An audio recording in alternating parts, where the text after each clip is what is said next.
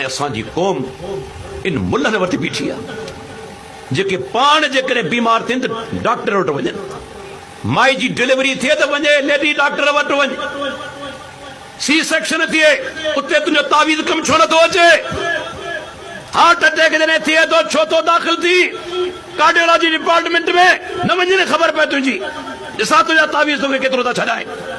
असां मुल्हनि खे ॾिठो आहे जिन खे दिलि जा दौरा पवंदा आहिनि सभु कार्डियोलॉजी डिपार्टमेंट दाख़िल हूंदा आहिनि, पथरियूं जॾहिं गुर्दनि में थींदियूं आहिनि ऑपरेशन कराईंदा आहिनि, तुंहिंजो तावीज़ केॾां वियो, तुंहिंजो भोपो केॾां वियो, छो अस्पताल में इलाज लाइ।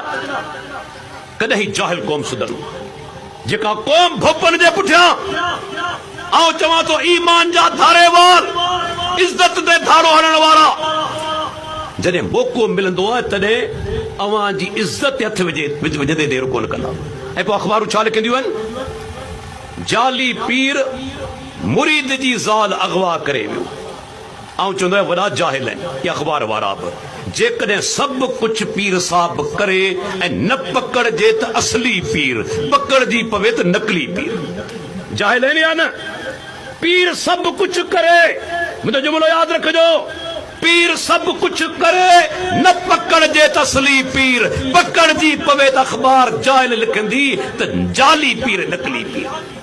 पीरनि जा धंधा सभिनी जा साॻिया आहिनि, को फ़र्क़ु कोन्हे।